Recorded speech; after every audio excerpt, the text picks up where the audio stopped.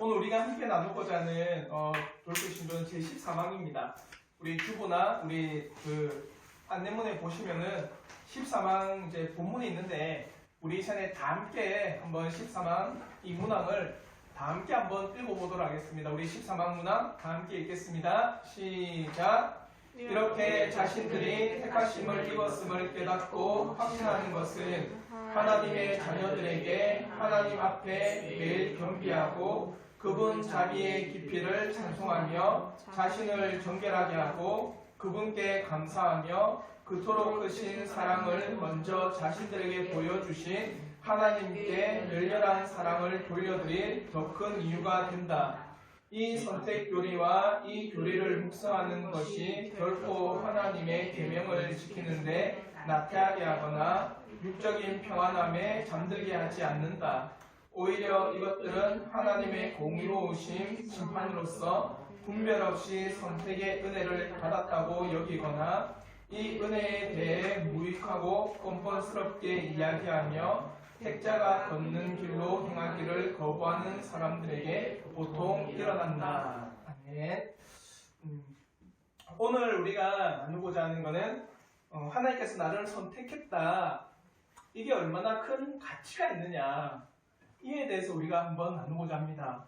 한마디로 제가 여러분에게 줄 수 있는 것, 아니 하나님께서 여러분들에게 허락할 수 있는 이 땅에 가장 소중하고 가치 있는 게 하나님께서 나를 선택했다는 내용이에요. 그럼에 있어서 우리가 지난주까지 하나님께서 나를 택하셨다라고 하는 이 사실에 대해서 배울 때 하나님의 선택이라고 하는 것은 불변의 선택이다. 한마디로 변하지 않는다라는 겁니다. 그와 더불어서 하나님의 이 선택은 어떤 선택이냐면 값없이 택하신 선택이다. 우리가 선택받을 만한 어떠한 조건도 없어요. 우리가 하나님 앞에 선택받을 만한 어떠한 공로를 세운 게 하나도 없습니다.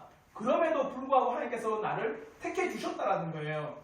그와 더불어서 이 하나님의 선택은 그러면 어떤 선택이냐 할 때 기쁜 선택입니다. 하나님께서 억지로 우리를 택한 게 아닙니다. 내가 뭐 한번 선택해 주지 난 선택하기 싫은데 저 녀석 선택해봤자 나한테 별로 이익되는 거 없는데 한번 건져주지, 이런 선택이 아니라는 거예요. 하나님께서 우리를 선택하셨을 때 그 선택은 기쁨의 선택입니다. 하나님께서 나를 택하신 게 어떠냐? 너무나도 기쁘다는 거예요. 그 기쁨 가운데 우리를 선택하셨다는 게 이때까지 우리가 나눈 선택의 모습이었습니다. 그러면 우리가 지난주에 나눴던 거는 그러면 우리는 이런 선택을 어떻게 확신할 수 있느냐? 생각해 보십시오. 하나님이 나를 택했다라는 이 사실은 결국에는 나에게 구원이라고 하는 놀라운 은총 가운데 가는 겁니다. 맞죠? 택하신 자들이 하나님의 구원의 길로 가는 거거든요. 그러니까 이 택하심을 내가 깨달을 수 있다는 건 내가 어느 길이 있다는 거예요. 구원의 길이 있다는 겁니다. 한마디로 하나님의 택하신 게 없다고 한다면 나에게 지금 뭐가 없다는 겁니까? 구원의 여정이 없다는 거예요. 그래서 이 땅에서 내가 경험하고 내가 정말 확신할 수 있는 가장 큰 기쁨 중 하나가 뭐냐? 하나님께서 나를 택했다는 기쁨입니다. 이걸 알 수 있다면 아마 이 땅의 모든 것 가운데 가장 기쁜 황홀한 은혜를 내가 경험하는 거예요. 세상에서요, 생각해 보십시오. 가장 값진 보화를 발견했을 때 그 기쁨, 성경에도 분명히 이야기합니다. 밭에 감추인 보화라고 해요. 그러니까 그 보화를 내가 발견했습니다. 그러니까 그 보화를 발견한 가운데 나의 전 재산을 팔아도 아깝지 않는 거예요. 왜? 그보다 더 가치 있는 걸 발견했기 때문에. 예를 들어서 여러분 다 이제 결혼을 앞두든지 결혼을 했잖아요. 맞죠? 내 남편, 내 아내를 발견했다는 거는 세상에서 가장 가치 있는 걸 발견한 거잖아요. 맞죠? 아니에요. 보아니까 내 인생을 다 줄일 수 있는 거고, 보아니까 내 인생을 바꿀 만한 거고, 보아니까 내 인생을 걸어볼 수 있는 거예요. 발견했기 때문에. 맞죠? 네네. 그러니까 밭에 감춘 보화예요. 이게 얼마나 가치 있는지를 발견하니까 나의 전 재산을 팔아도 이 밭을 사는 겁니다. 그러니까 하나님 앞에 놀라운 이 선택의 확신을 얻을 수 있다는 건 가장 큰 기쁨인데 어떻게 우리에게 이것을 알 수 있느냐? 첫째는 뭐라고 했습니까? 지난주에 예수에 대한 믿음이 있느냐? 한마디로 예수라고 하는 이 분에 대한 믿음이 어떤 믿음이냐? 예수께서 나의 죄를 사하셨다는 그 믿음, 나는 철저히 죄인이지만 예수께서 그 십자에서 나의 죄를 사하셨습니다라고 하는 이 확실한 믿음이 당신에게 있습니까? 그럴 때 당신이 예스라고 한다면 감띄어서 그러면 정말 예수에 대한 그 믿음이 있다면 다음에 생기는 게 하나님에 대한 경외감입니다. 생각해 보십시오. 죄로 말미암아 내가 저주를 받게 되었는데 하나님께서 나를 택하셔서 예수를 믿게 하니까 어떻게 해요? 나를 택하신 하나님에 대한 감사, 경외감, 그 은혜, 그걸 내 마음에 새길 수밖에 없다는 거예요. 그게 두 번째, 예수에 대한 믿음이 있다면 하나님에 대한 경외감이 있습니까? 그럼 하나님에 대한 경외감에 대해서 예스라고 한다면 그럼 세 번째, 죄에 대해서 애통해 하십니까? 하나님에 대한 경외감이라는 건 뭡니까? 하나님을 경배할 뿐만 아니라 그를 두려워하는 거예요. 거룩한 두려움. 아, 하나님과 나를 멀어지게 한 것이 죄였구나. 내가 죄를 지음으로 말미암아 하나님부터 내가 멀어지고 하나님부터 내가 떨어지고 하나님으로부터 내가 소외되었구나. 그러면 이 죄에 대해서 슬퍼하는 거예요. 애통해하고 죄를 짓는 것에 대해서 두려워하고 죄를 짓는 것에 대해서 가슴 아파합니다. 세 번째, 그러면 이 죄에 대해서 슬퍼하십니까? 할 때 예스라 한다면 네 번째, 그러면 의롭게 살려고 하십니까? 죄를 안 지으려고 하는 거예요. 첫째는 예수에 대한 믿음이 있느냐? 예스. 그럼 하나님에 대해서 경외감이 있느냐? 예스. 그러면 죄에 대해서 슬퍼하느냐? 예스. 네 번째, 그러면 하나님에 대해서 의롭게 살려고 발버둥치고 있느냐? 이게 당신 안에 있습니까? 그러면 기뻐하십시오. 뭐가 있다는 거예요? 하나님의 선택의 은혜가 있다는 거예요. 그와 더불어서 이제 마지막에 뭐냐? 의롭게 살려고 하는 사람들에게 찾아오는 게 늘 있습니다. 뭐가 있을까요? 의롭게 살려고 하는 사람들에게 고난이 와요. 고난이 옵니다. 죄를 싸워 이기려고 하고 죄를 꺾으려고 하니까 내 안에 있는 정욕을 억누르려고 하니까 때로는 의롭게 살아가는 그 현장 가운데서 겪을 수 있는 수많은 어려움, 고난, 고통이 따라올 수 있습니다. 그럼에도 불구하고 당신이 하나님의 길을 쫓는데 기뻐하십니까? 마지막 질문이에요. 그럼에도 불구하고 하나님을 따르는 그 일에 즐거워하십니까? 그럼에도 불구하고 당신이 하나님을 섬기는 이 일들과 하나님을 쫓아서 살아가는 그 삶과 하나님을 따라서 걸어가는 그 믿음의 여정이 기쁘고 즐겁습니까? 그에 대해서 우리가 예스라 한다면 뭐가 있다라는 거예요? 하나님의 택하심이 있다는 겁니다. 명확해요. 성경은요. 정확합니다. 예수에 대한 믿음이 하나님에 대한 경외감을 불러일으키고 하나님에 대한 경외감이 죄를 꺾고 의롭게 살려고 하는 이 마음과 행동을 불러일으키고 그럼으로써 오는 수많은 어려움들 또한 즐겁고 기쁘게 일으키게 만드는 겁니다. 이 사실이 나에게 있다면 사랑하는 성도 여러분 기뻐하십시오. 하나님의 선택함이 여러분에게 모여 있습니다. 이게 지난주까지 배웠던 내용입니다. 그러면 오늘 우리가 함께 나누고자 하는 것은 뭐냐? 그러면 이런 확신이 주는 효과는 뭐냐? 선택을 내가 받았다라고 하는 놀라운 확신이 내게 생겼다. 그러므로 나에게 주는 삶의 변화는 뭐냐? 그에 대해서 나누고자 합니다. 그래서 첫째는 13항을 통해서 참된 확신의 효과로서 성도가 이 땅에서 어떻게 살아가야 되는 것인가? 첫 번째. 그리고 두 번째는 선택의 확신이 결코 성도들을 나태하게 하지 않는다라고 하는 이 내용에 대해서 오늘 우리가 이 도르트신조 13항을 통해서 배워보자 합니다. 우리 오늘 첫 번째 나눔 참된 확신의 효과로서 성도들이 이 땅에서 어떻게 살아가야 되는 것인가? 우리가 오늘 읽었던 13항 첫째 문항을 다 같이 한번 읽어보도록 하겠습니다. 다 같이 읽겠습니다. 시작! 이렇게 자신들이 택하심을 입었음을 깨닫고 확신하는 것은 하나님의 자녀들에게 하나님 앞에 매일 겸비하고 그분 자비의 깊이를 찬송하며 자신을 정결하게 하고 그분께 감사하며 그토록 크신 사랑을 먼저 자신들에게 보여주신 하나님께 열렬한 사랑을 돌려드릴 더 큰 이유가 된다. 하나님의 선택하심을 깨달았습니다. 그러면서 여러분 삶이 바뀌어요. 정말 삶이 바뀝니다. 하나님의 택하심을 내가 경험하고 하나님의 구원하심을 내가 경험했잖아요. 그러면 뭐라느냐? 구원론에 대해서는 이렇게 이야기합니다. 마부가 바뀌었다. 마부가 뭔지 아세요? 마부? 마부. 말아빠. 예?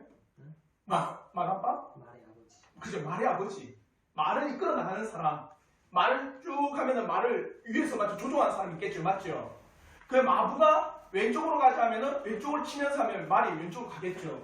마부가 오른쪽으로 가면 오른쪽으로 갑니다. 마부에 따라서 말이 이끌림을 받아요. 그러면 우리가 하나님에 대한 놀라운 선택과 구원에 대해서 경험하잖아요. 우리 본성 안에 있는 성향의 마부가 바뀐 거예요. 옛날에는 죄로 향해서 쭉 갔던 우리의 중심의 성향이었습니다. 근데 구원을 경험하자 그 마부가 바뀌어버린 거예요. 하나님의 은혜로 가게 만들어요. 자연스럽게. 참된 성도는요, 모든 것이 바뀌었습니다. 성도로서 삶의 방향과 삶의 목적이 바뀌었습니다. 이제 어떻게 살아야 하는지 알게 되었고, 그러므로 골드신조 13항에서는요, 이렇게 이야기합니다. 어떻게 성도가 하나님의 선택의 확신을 통해서 참된 성도가 어떻게 바뀌었는지 그 효과에 대해서 분명하게 고백해요. 첫째, 겸비하다. 하나님 앞에 겸비하게 됩니다. 겸비가 뭘까요? 겸비. 겸손할 겸자에 낮을 빗자. 하나님의 구원의 선택을 깨달으면요, 자요, 값없이 나를 선택한 거잖아요. 내가 어떠한 공로를 세운 것도 아니고 어떠한 위대한 업적을 세운 게 아닙니다. 내가 위대한 일들을 해서 하나님께서 나를 택한 것이 아닌가라는 걸 깨달으니까 나에게 내세울 만한 게 있을까요? 전혀 없어요. 어떤 것도 내세울 수 없습니다. 내 학력 없어요. 내 건강 없습니다. 내가 이뤄놓은 이 땅에 업적 없어요. 내가 이 땅에서 해나갔던 모든 것들이 다 상실되어져 버리고 하나님 앞에 온전히 밝아버린 것처럼 내 자신만이 나타날 뿐입니다. 그래서 하나님 앞에 겸비해요. 겸손해집니다. 선택의 확신의 효과로서 분명하게 보이는 것은 첫째, 자신을 낮춥니다. 엄청난 차이죠. 오늘 세상은 어떻게 하랍니까? 자신을 잘 포장하는 게 세상이에요. 어떻게 자신을 드러내야 되는지, 어떻게 자신의 강점을 나타내서 자신을 효과적으로 홍보하는지, 가감없이 당신의 자랑을 드러내십시오. 이 세상입니다. 그런데 하나님의 놀라운 선택을 경험한 결과 뭐라고 합니까? 내가 한 번 아무것도 없습니다. 전적으로 하나님께서 하셨습니다. 겸손해집니다. 그리고 자기를 낮춰요. 교회에서 제일 가슴 아픈 사람을 보는 게 뭐냐? 끊임없이 자신을 드러내는 사람들이에요. 그래서 자신의 이름과 업적을 나타내려고 하는 사람들이 정말 많습니다. 그는 정말 하나님께서 나를 택하셨다라고 하니 선택의 은혜에 깊은 물음표를 달아야 돼요. 그래서 우리는요, 결코 우리의 이름과 우리의 소위 말하면 자랑, 우리가 내세울 만한 것 전혀 없이 철저히 우리는 가려져야 됩니다. 철저히 우리 사람은요, 가려지고 사람은 철저하게 감춰줘야 돼요. 그게 우리 인생이 됩니다. 그래서 이걸 한마디로 말해서 뭐냐? 이름 없이 빛도 없이 살아가셔야 돼요. 많은 사람들이 자신의 이름을 드러내고 싶어 합니다. 많은 사람들이 자신이 빛처럼 나타나길 바래요. 많은 사람들이요, 자신의 이름을 어떻게 이 땅에 한 글자 새겨 놓을까? 그게 세상입니다. 근데 그리스도인은요, 하나님의 구원을 깨닫고는 어떻게 하느냐? 이름 없이 빛도 없이 사라집니다. 저는 그러길 바래요. 철저하게 이름 없이 빛도 없이 왔다 그냥 가길 바랍니다. 그러면 사무엘하 6장 22절에 이렇게 말씀합니다. 내가 이보다 더 낮아져서 스스로 천하게 보일지라도 내가 말한 바 계집종에게는 내가 높임을 받으리라 한지라. 이 말이 뭐냐면, 자요, 다윗 왕이라고 있습니다. 다윗 왕. 자, 12월 셋째 주에 뭐 한다고 했죠, 우리가? 예. 12월 3일이고 셋째 주 설립 예배는 12월 3일. 셋째 주에는 성경 인물 퀴즈를 할 수도 있습니다. 그러면 잘 들어요. 다윗 왕이 춤을 춰요. 왜 춤을 췄느냐? 자기의 성에 하나님의 언약궤가 들어오니까 춤을 춥니다. 이게 너무 기쁜 거야. 하나님의 말씀이 우리의 성에 옵니다 라고 하면서 덩실덩실 춤을 추는데, 그렇게 왕이 체면도 안 차리고, 왕이라면 근엄해야 되잖아요, 맞죠? 근데 그런 거 다 끝나고 너무나도 기쁘니까 막 춤을 추는 거예요. 그걸 아니 미갈이 보고는 업신여기고 그랬어요. 어떻게 왕이라는 자가 이 계집종인 나에게 저렇게 부끄럽게 춤을 출 수 있느냐. 그러면 사무엘하 6장 16절에 그 말이에요. 여호와의 궤가 다윗성으로 들어올 때 사울의 딸 미갈이 창으로 내려다 보다 다윗 왕이 여호와 앞에서 뛰놀며 춤추는 것을 보고 심중에 그를 업신여깁니다. 왕이여 체면치를 좀 하십시오. 여호와의 궤가 온다는 게 뭐 그리 대단하다고 이 아니 내 앞에서 그렇게 부끄럽게 춤까지 추냐고. 업신여기다라는 이 말이 뭐냐? 티베즈라는 단어인데요. 가치를 부여하지 않다는 거예요. 한마디로 다윗성에 하나님의 말씀이 들어오는데 이걸 가치를 부여하지 않는 거예요. 가치 없다라고 하는 겁니다. 그러자 다윗은 뭘 했느냐? 사무엘하 6장 21절에 다윗이 미갈에게 이르되 이는 여호와 앞에서 한 것이라. 그가 내 아버지와 그의 온 집을 버리시고 나를 택하사 나를 여호와의 백성 이스라엘의 주권자로 삼으셨으니 내가 여호와 앞에서 뛰놀리라. 한마디로 여호와께서 나를 택하셨다. 그보다 기쁜 게 어딨냐. 그래 그 앞에서 뛰어놀겠다. 그와 더불어서 한 말이 오늘 읽었던 22절. 내가 이보다 더 낮아지고 낮아진들 그리고 천하게 보인들 나는 아랑곳하지 않겠다는 거예요. 하나님 앞에 철저히 낮아져요. 우리의 믿음의 성도들도요. 하나님의 선택하심 가운데 확신하며 정말 거듭나 돌이킬 때 놀라운 은혜를 입은 가운데 자신을 결코 높이지 않습니다. 한없이 낮아지고 한없이 자신을 낮추며 정말 하나님 앞에 자복하며 나아갔던 자가 우리의 믿음의 선조들이었어요. 이것이 바로 확신이 주는 효과입니다. 세상과는 정말 반대죠. 교회는요, 결코 이 세상에 뛰어난 사람의 목소리를 내는 곳이 아닙니다. 교회는 이 세상에 수많은 재력을 가지고 권력을 가진 사람이 와서 높은 상석에 앉는 곳이 아닙니다. 교회는 하나님만이 높임을 받고 모든 성도된 저부터 우리 온 성도가 하나님 앞에 낮아지는 곳이 교회입니다. 사랑하는 성도 여러분, 하나님의 택하심으로 말미암아 우리에게 변화된 것은 뭐냐? 하나님 앞에 겸비해집니다.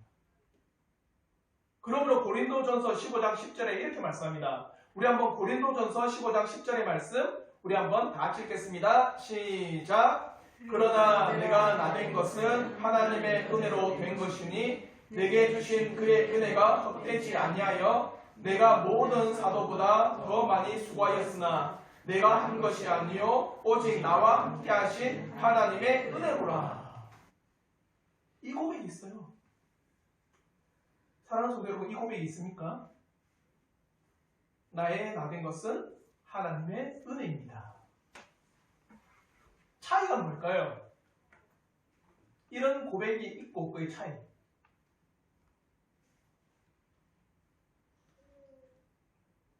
나의 나된 것은 하나님의 은혜입니다. 고백하고 이런 고백이 없는 거의 차이는요. 우리가 처음에 나눴던 것처럼 이런 고백이 있는 사람은 자신이 아무리 교회를 위해서 일을 해도 그에 대해서 드러나지 않는다 한들 어떻게 해요? 자신을 내세우지 않습니다. 하나님의 은혜로 된 것입니다.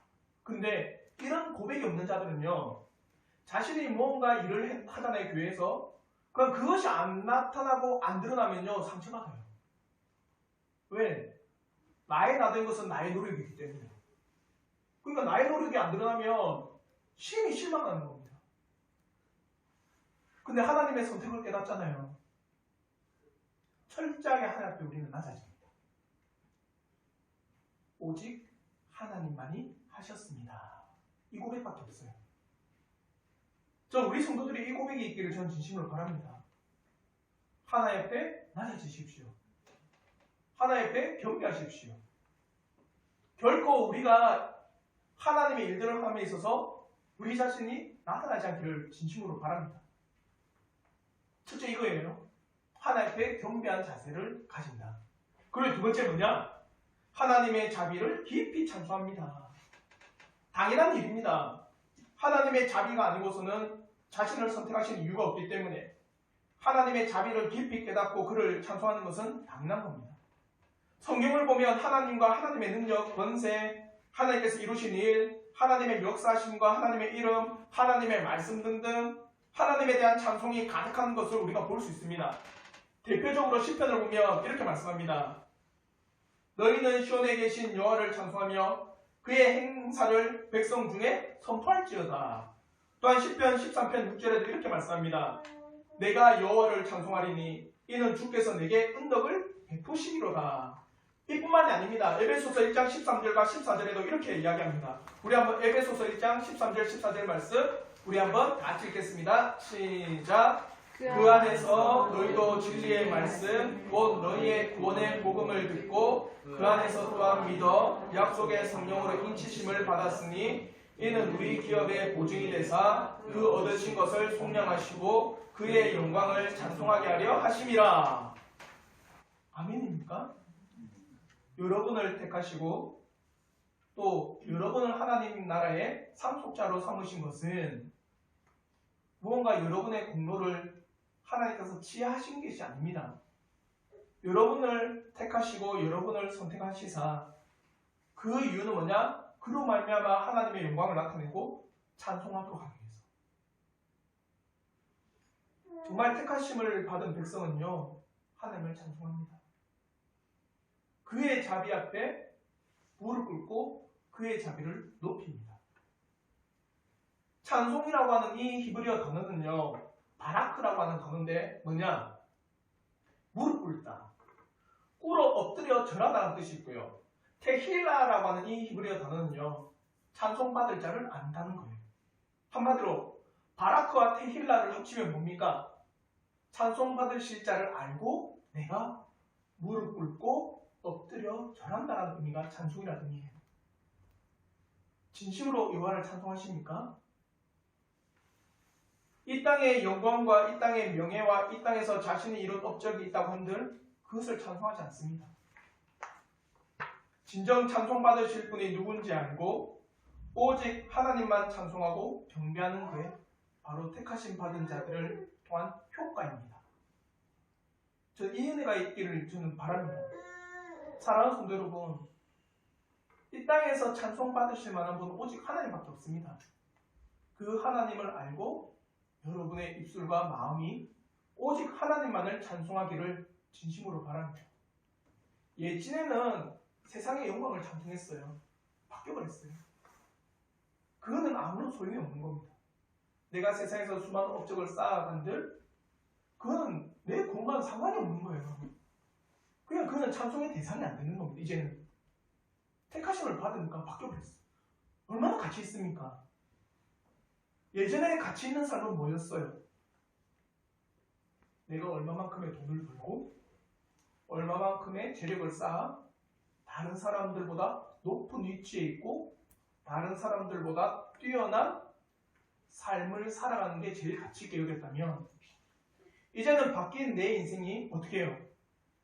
나는 온데간데 없고 하나님만이 높아지기를 바라며 그분께서 이루신 일만 찬송하며 내가 이 땅에서 비천하게 살아간다 한들 하나님만을 높이는 인생으로 바뀐 겁니다. 그리고 세 번째, 자신을 정결하게 하고 하나님께 감사합니다. 이것 또한 당연한 겁니다. 하나님께서 나를 택하셨다고 하는 이 놀라운 은혜를 알게 된 사람 가운데 어떤 사람도 제외 없이 오직 하나님께 감사합니다. 그러면 하이델베르그 요리응답에서도 이렇게 이야기합니다.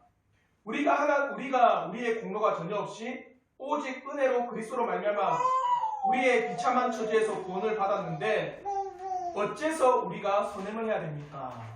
한마디로 자요, 여러분에게 값없이 하나님께서 선택하셨는데 그러면 왜 우리는 선하게 살아가야 됩니까? 감사해야 됩니까? 뭐라고 하느냐? 그리스도께서 그의 피로 우리를 구속하셨고 또한 그의 성령으로 그의 형상을 따라 우리를 새롭게 하시니 자요, 여러분을 새롭게 했다. 예수로 말미암아 여러분이 새 사람이 되었다. 이는 왜 그렇게 하셨느냐? 하나님께서 베푸신 축복에 대해 우리의 삶 전체로 감사하게 하시사 하나님께서 우리에게 찬양을 받으시기 위함이며 또한 각 사람이 그 열매로 자기 믿음을 확신하며 또한 우리의 경건한 삶을 통해서 우리 이웃들도 그리스도께로 인도받게 하시기 위함이다. 왜 우리가 선한 삶을 살아야 됩니까? 값없이 선택받았다고 하는데 왜 우리는 우리의 삶을 두고 감사해야 됩니까? 그것은 바로 하나님 앞에 우리가 찬양하고 우리의 이 선한 삶, 감사하는 삶을 통해 이웃들 또한 하나님을 믿는 것이 무엇인지 알게 하기 위해서입니다. 사랑하는 성도 여러분, 하나님 앞에 감사가 없다. 심각하게 고민해 보셔야 돼요. 그래서 하이델베르크 요리문답에서도요, 이렇게 이야기합니다. 다음 문항에서 감사하지 않는 악한 삶을 계속하면서 하나님께로 돌이키지 않는 사람들도 구원을 얻을 수 있지 않습니까? 답은 뭐라고 합니까? 절대 그럴 수 없습니다. 왜 절대 그럴 수 없을까요? 왜? 잘 생각해 보십시오. 이거예요, 이거. 값없이 우리를 택하 주셨어요. 어떠한 것도 바라지 않고, 어떠한 보상도 요구하지 않고, 어떠한 기준도 제시하지 않고, 값없이 우리를 택하셨다는 걸 우리가 깨달았습니다. 하나님의 한없는 은혜를 깨닫고, 우리가 감사하는 삶이 나오게 되어 있어요. 근데, 감사하는 삶이 없다고 하는 것은 뭐가 없다라는 거예요? 그렇죠. 하나님의 선택하심이 없다라는 거예요. 그러니까 감사하는 삶이 없는 거예요. 자체가. 그러니까 감사하지 않는 삶은 구원을 얻을 수 있지 않느냐? 아니다. 얻을 수 없다. 왜? 구원의 열매가 감사이기 때문에 감사 없는 사람이 왜 구원받느냐? 구원이 없다는 거 아예. 이해가 되시죠? 감사하지 않는 삶은요, 결국 구원이 없는 사람이에요. 우리는 하나님 앞에 감사로 하나님의 구원받음을 말미암아 감사가 나와요. 선행의 삶, 이 감사의 삶은 바로 중생의 열매입니다. 우리가 선한 삶을 살아가는 것은 하나님을 향한 감사의 표현이고 참된 믿음의 증거이며 따라서 이런 것들이 우리가 선택받았음에 대한 효과라고 할 수 있습니다. 그러면 로마서 12장 1절에는 이렇게 말씀합니다. 그러므로 형제들아, 내가 하나님의 모든 자비하심으로 너희를 권하노니 너희 몸을 하나님이 기뻐하시는 거룩한 산 제물로 드리라. 이는 너희가 드릴 영적 예배니라. 거룩한 산 제물로 드리랍니다. 여러분의 삶을 매일매일을 하나님께 감사함으로 거룩한 산 제물로 드리십시오. 우리가 하나님의 은혜를 몰랐다면 감사할까요? 안 합니다. 지금 나에게 무엇이 없다고 하며 불평하고 지금 내가 이런저런 일들로 인해서 불만을 쏟아내지 않겠습니까? 우리가 하나님을 몰랐고 하나님의 택하심을 몰랐던 때에는 이 땅에 있는 것으로 감사하기도 하고 불평하기도 합니다. 있으면 감사 좋고 없으면 불평 불만입니다. 그러나 이제 하나님의 선택하심을 깨닫고는 이 땅에 있는 것으로 감사하고 불평하지 않습니다. 하나님의 은덕을 우리가 깨닫기 때문에 오직 하나님께 정결한 삶으로 살아가며 우리가 하나님께 감사하는 삶으로 바뀌는 겁니다. 진실로 여러분의 삶을 하나님께 감사하는 삶으로 살아가시기를 진심으로 바랍니다. 이게 세 번째입니다. 그럼 네 번째, 그로 말미암아 하나님을 열렬히 사랑하는 삶을 살게 됩니다. 이제 우리를 값없이 택하여 주신 그 은혜를 안다면 당연히 우리가 하나님을 열렬히 사랑하는 삶이 우리에게 있게 되는 겁니다. 우리의 믿음의 선조들을 보십시오. 대충대충 살아간 사람 한 사람 없습니다. 베드로는 얘도 그냥 하나 일환데 뭐냐면 베드로가 성령의 은혜를 경험하고 나서 변했습니다.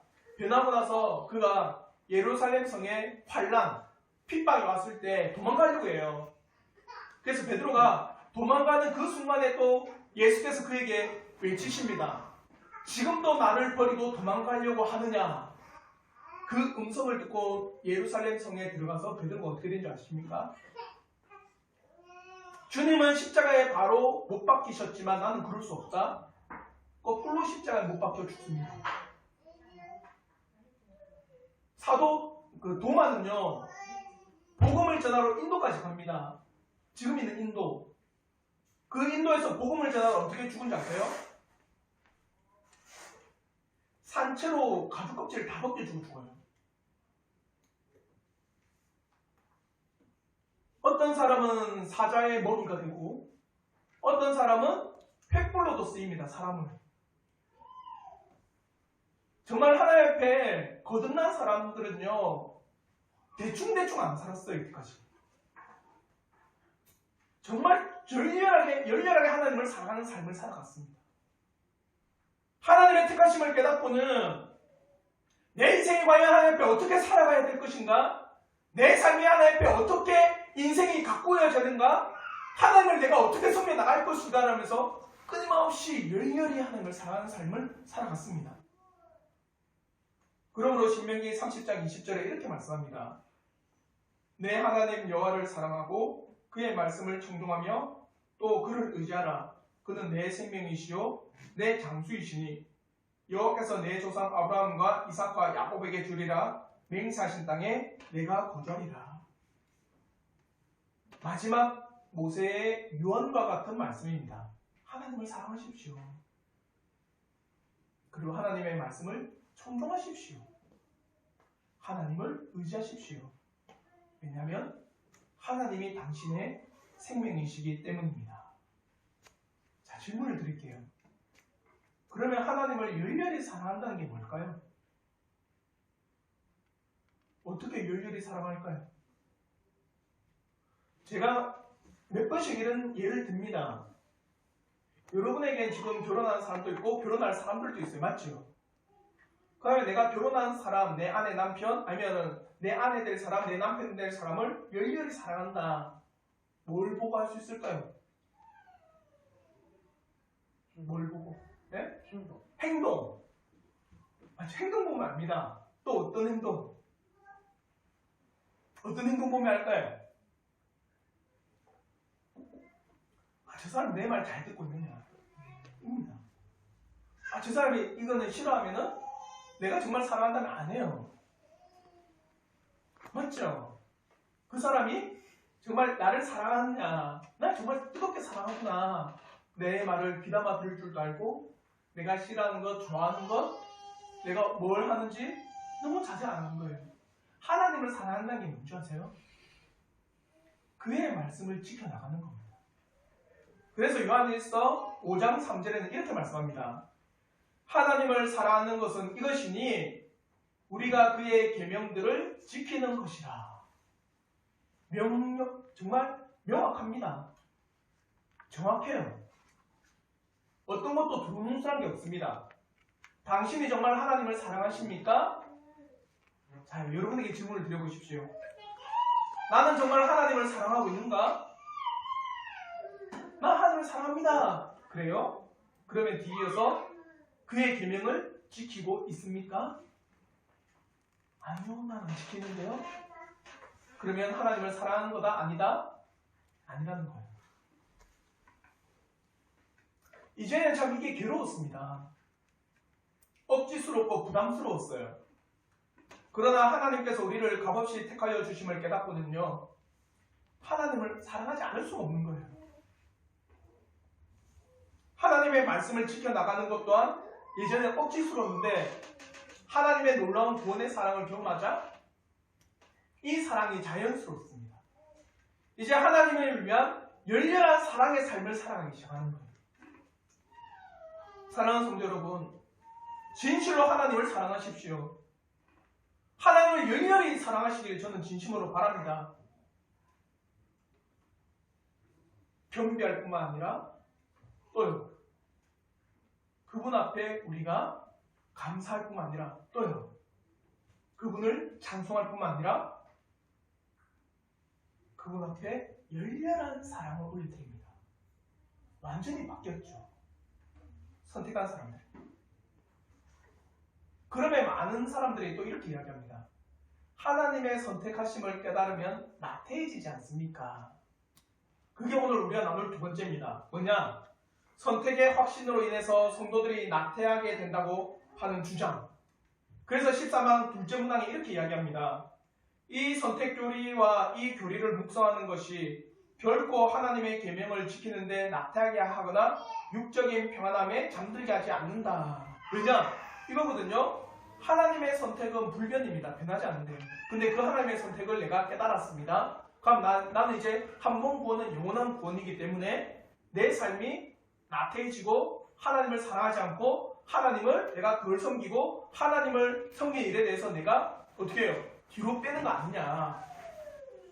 그러나 결코 그럴 수 없다라는 겁니다. 반드시 택하신 자들이 하나님의 때에 은혜를 입게 되면 분명히 그들은 믿음의 여정을 걷습니다. 주님께서 말씀하신 좁은 문, 좁은 길을 걸을 뿐만 아니라 때로는 십자가의 은혜 가운데 자신을 내어드리기까지 합니다. 그러므로 갈라디아서에서 바울은 이렇게 고백해요. 이후로는 누구든지 나를 괴롭게 하지 말라. 내가 내 몸에 예수의 흔적을 지니고 있노라.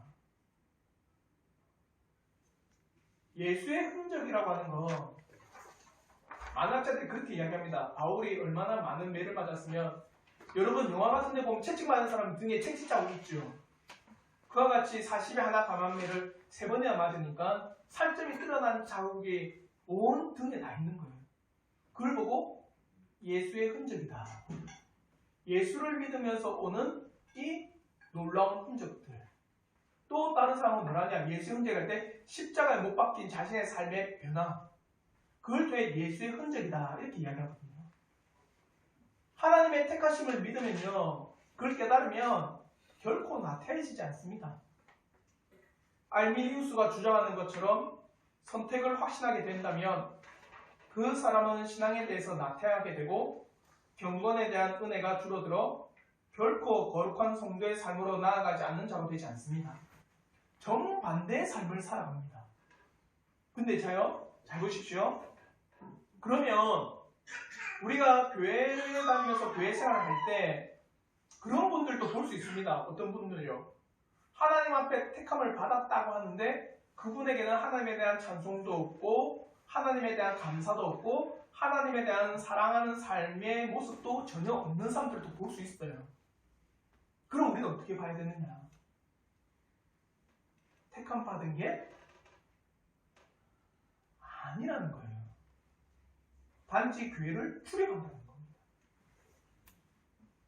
그래서 돌드신조 뒤에서 이렇게 이야기합니다. 오히려 이것들은 하나님의 공의로우신 심판으로서 분별 없이 선택의 은혜를 받았다고 여기거나 이 은혜에 대해 무익하고 뻔뻔스럽게 이야기하며 택자가 걷는 길로 행하기를 거부하는 사람들에게 보통 일어난다. 한마디로 우리가 택함을 받았다라고 하는 이 사실을 깨달을 때 이제는 한 번 구원받았어요. 나는 영원히 구원받겠구나. 그래서 내 인생과 삶이 나태해지지 않습니까? 아니요. 그렇게 살아가는 사람들이 어떤 사람이냐? 선택의 은혜를 받았다고 하지만 아니었습니다. 이 은혜에 대해서 무익하게 뻔뻔스럽게 이야기한 사람입니다. 결코 그들은 택자가 걷는 길로 행하기를 거부하는 사람들에게 한마디로 택한 자가 걸어가는 그 길이 아니라 택하지 않는 사람이 걸어가는 그 길을 걷는 사람이라는 거예요. 이해가 되시죠? 진정 거듭났다고 하는 것은 내가 예수를 알고 그리고 예수를 알 뿐만 아니라 이제 내 마음이 확실한 예수를 위해서 살고자 하는 간절망과 이제 예수를 위해서 살고자 하는 삶의 행동이 반드시 나타납니다. 지정의의 확실한 변화입니다. 그러나 거룩한 삶이 전혀 없는데도 불구하고 자신이 변화받았다고 하는 것은 자신을 속이는 일이고 진실로 하나님 앞에 택하심을 입지 못한 모습일 뿐입니다. 결코 선택하심에 대해서 우리가 배운다면 선택하심을 통해 우리 참된 성도된 자들은요 결코 나태해지지 않습니다. 더욱더 하나님의 거룩한 길로 나가려고 애쓰고 성도된 자들은 예수 그리스도 앞에 그의 길을 따르고자 애쓰고 진실로 예수 그리스도의 은혜를 갈망하며 더욱더 예수를 마음에 품고 때로는 만나는 고난과 역경의 길을 기쁨으로 걷고자 하며 열렬히 주님을 사랑하는 삶을 살아갑니다. 사랑하는 성도 여러분, 우리가 하나님께서 나를 선택하심을 통해서 이전의 삶을 버리고 하나님께 변화된 삶으로 살아갑니다. 하나님께서 겸비함으로 나아가고 하나님만을 찬송하며 하나님께 감사하며 하나님을 사랑하고자 간절했으며 살아가는 것이 이제 바로 선택된 백성들의 삶의 모습이 되었습니다. 결코 하나님의 선택이 하나님에 대한 성도의 신앙을 나태하게 하지 않습니다. 더욱더 열정적으로 만듭니다. 하나님에 대한 성도의 신앙을 더욱더 애쓰며 간절하게 만드는 것이 바로 하나님께서 나를 선택하신 그 선택하심을 깨달은 자의 모습입니다. 이것이 얼마나 가치 있습니까? 이전의 삶을 버리고 진정 새로운 삶을 살아가는 것만큼 가치 있는 게 있을까요? 하나님의 선택하심이 아니고서는 우리가 이러한 가치 있는 삶을 살아가지 못할 것입니다. 진실로 저는 간절히 바랍니다. 하나님께서 저뿐만 아니라 여러분을 선택하신 그 선택하심을 깨닫고 하나님께 감사와 찬송과 영광과 하나님을 정말 여러분 열렬히 사랑하시는 분이 되길 저는 진심으로 바랍니다. 여러분의 인생과 삶을 들어 하나님만을 열렬히 정말 가슴 깊이 사랑하는 믿음의 자녀가 되길 저는 진심으로 바랍니다. 그래서 그 신앙에 대해서 나태해지지 않아요. 정말 간절하게 애쓰려고 합니다. 그렇게 살려고 간절히 발버둥 쳐요. 그러지 못하는 환경이 있다면 그 환경 가운데서 슬퍼해요. 그게 하나님에 대한 우리의 변화된 모습입니다. 그 은혜가 있길 바라요. 결코 선택하시면요 우리를 나태하게 하지 않습니다. 더욱더 하나님을 갈망합니다. 한 주간 정말 우리 성도들 진실로 하나님에 대해서 갈망하고 열망하는 주님의 자녀가 되기를 주님의 이름으로 축원합니다.